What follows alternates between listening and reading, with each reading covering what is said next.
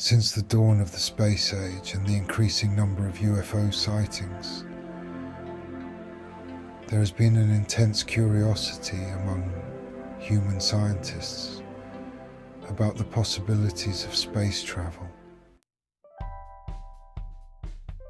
Some people still hold on tightly to the idea that all travel within or against a gravity field must involve propulsion, clinging to the familiar and known theories. Think of airplanes, which lift off the ground and sustain flight as long as the airflow over their wings is maintained, or rockets, which escape Earth's gravity through powerful propulsion. However, spaceships, which seem to zip about and hover as if gravity doesn't exist, clearly don't operate on traditional propulsion systems, leading to wild speculations.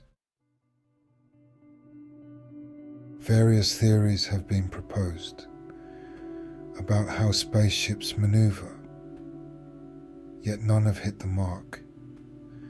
Among the silliest of these theories is the notion that spaceships do indeed use propulsion, but in a very subtle manner. Some theories suggest that spaceships hover using the same principles as hovercrafts, which stay above ground or water by blowing air out from the bottom. According to these theories, all this is accomplished without disturbing the airspace, a glaring contradiction that is often overlooked.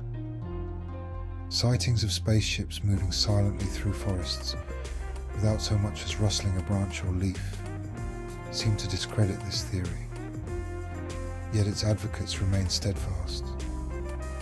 This theory remains popular with some, as it suggests that mankind might technologically be on par with these mysterious visitors.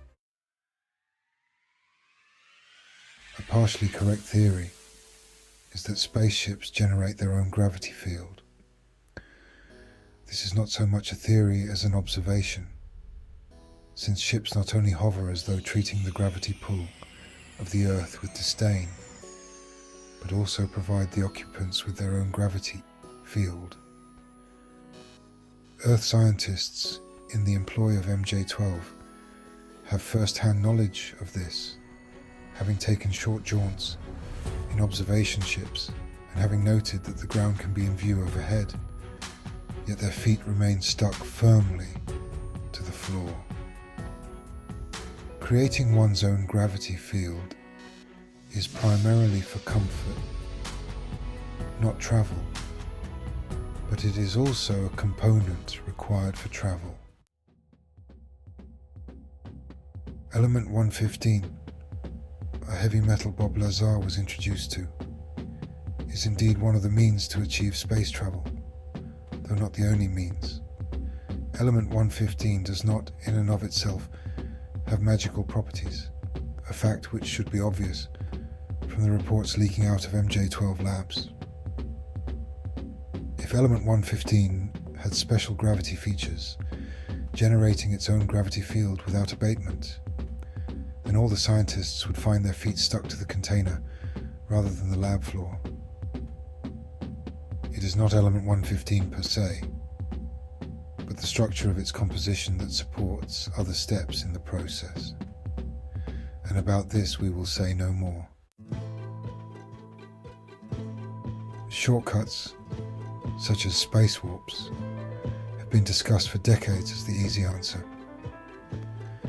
The universe is circular, so the theory goes, and all one need do to go elsewhere is step back along the circle, rather than go the whole way around. This theory is absurd and doesn't take much to dispute. How does the universe manage to project itself to its astronomers and the stargazers among its common folk as linear, if it's actually up there in curves? Is the universe conducting a massive conspiracy to delude mankind? Star systems that appear to be far away are in fact at a distance, and there are no shortcuts distance-wise.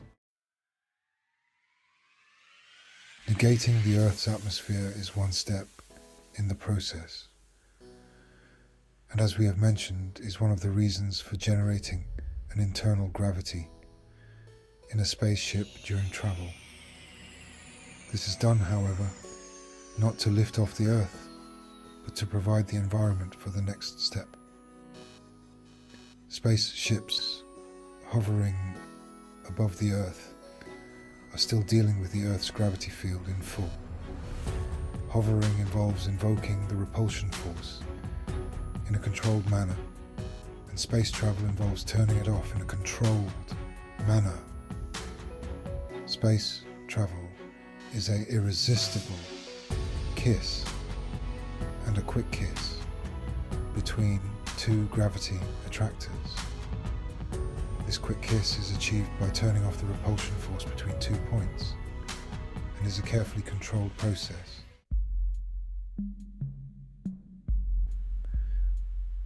And then mankind is hampered by all the errors in their existing theories, which are dragged forward as some sort of garbage that can never be discarded, held close to the hearts and minds of their advocates.